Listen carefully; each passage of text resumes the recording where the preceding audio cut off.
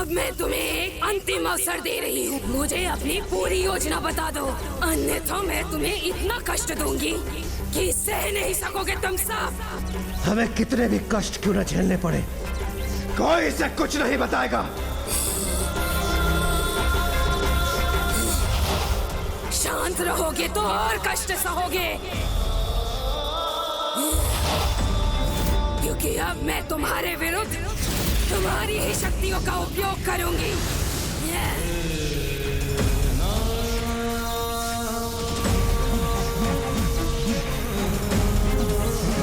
दुष्ट असुरी, तुम कुछ भी क्यों ना कर लो, तुम हमसे कुछ भी ज्ञात नहीं कर पाओगी, कुछ भी नहीं।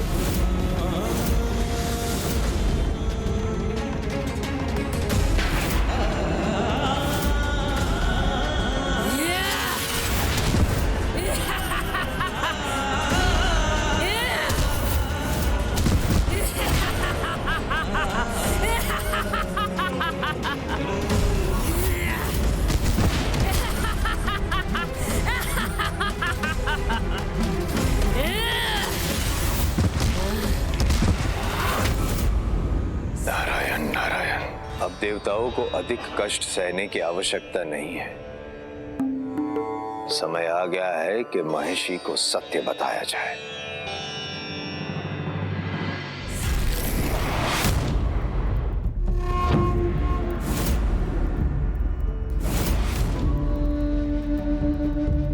अब समय आ गया है, मेरा समय।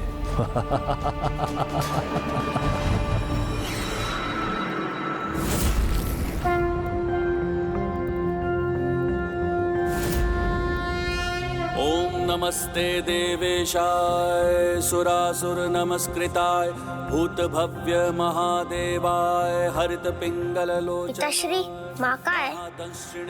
हाँ पिताश्री, माँ कहाँ है? पूजा की तैयारी तो वो स्वयं करती है ना? बड़ा विचित्र है, इतने वर्षों में आज प्रथम बार है जब पूजा का समय हुआ है और वो यहाँ नहीं है। तुम इसे शीघ्र जाओ और उन्हें यहाँ लेकर आओ। महाराज, महाराज, प्रणाम महाराज। महाराज, महारानी की अवस्था। जय हरिहरा।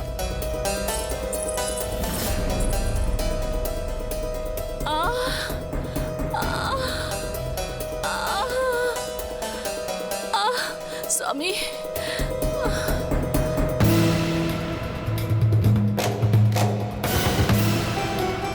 क्या हुआ महारानी, आप कुशल तो है ना? बहुत पीड़ा हो रही है स्वामी, कुछ कीजिए। आप चिंता मत कीजिए माँ। राजवैद्य कहाँ है? कोई शीघ्र जाकर उन्हें बुलाकर लेकर आए। महाराज, राजवैद्य तो राज्य में ही नहीं है, किंतु महामंत्री किसी अन्य वैद्य को ला रहे हैं जो औषधियों के महाज्ञानी हैं।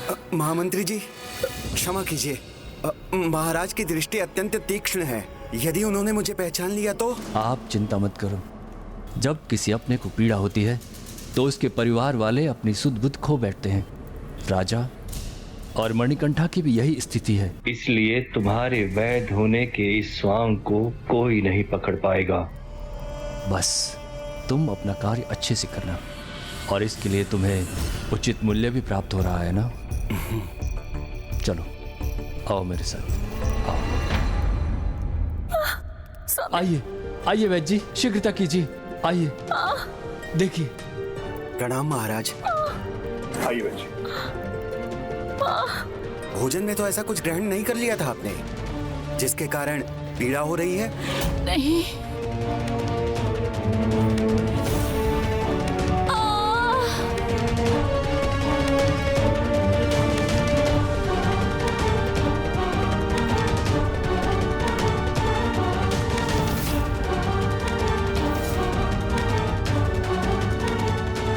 महाराज, क्या हुआ वैद्य जी? महारानी पेट के गंभीर रोग से ग्रसित हैं, इससे उनके प्राण भी जा सकते हैं।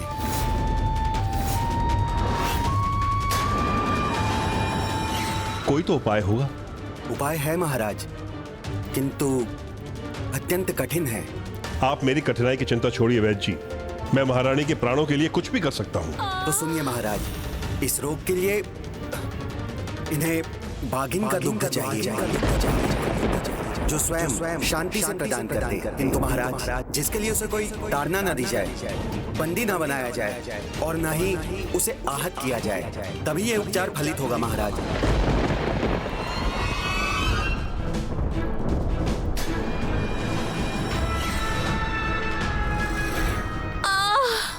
वैद्य जी, आप ये क्या कह रहे हैं?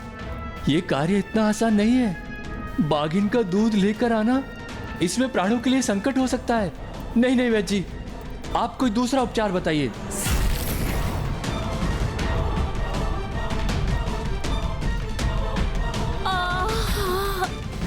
मैं स्वयं जाऊंगा और मैं शीघ्र ही लौट कर आऊंगा। महाराज, आप नहीं जा सकते। महारानी को आपकी बहुत आवश्यकता है। आप मुझे आज्ञा दीजिए। मैं जाऊंगा। मैं अपने प्राणों को संकट में डाल दूंगा। इसकी कोई आवश्यकता नहीं, कोई आवश्यकता नहीं। मैं जाऊंगा। पिताश्री, मुझे अनुमति दीजिए। ज्येष्ठ पुत्र होने के नाते ये मेरा कर्तव्य भी है और अधिकार भी, और मुझ में ये संकट उठाने का कौशल भी है। नहीं पुत्र, नहीं, तुम नहीं। पिताश्री, हमें मेरे बारे में नहीं, माँ की चिंता करनी है। आप निश्चिंत रहिए, मैं शीघ्र ही बाघिन के दूध के साथ लौटूंगा।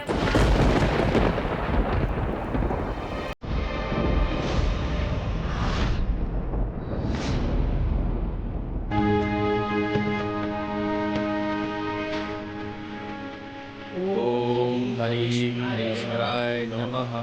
ओम हरिहराय नमः। ओम स्वामी शरणमयप्पा। ओम स्वामी शरणमयप्पा। महामंत्री परिवार में वैमनस्य उत्पन्न करने का प्रयास करता है, किंतु मणिकंठा का नैसर्गिक प्रेम मंत्री के इस स्वार्थपूर्ण वैमनस्य को क्षण में ही मिटा देता। ये मेरे कार्य को कठिन बना रहा है। कैसे दूर करूं इस कंटक को? भैया, मैं भी आपके साथ चलूं?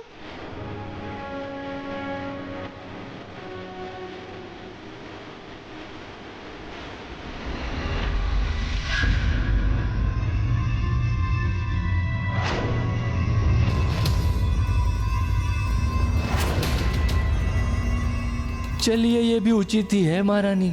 छोटे भाई को तो बड़े भाई की परछाई बनकर रहना होता है। अब आपका पुत्र भी जीवन भर यही करेगा।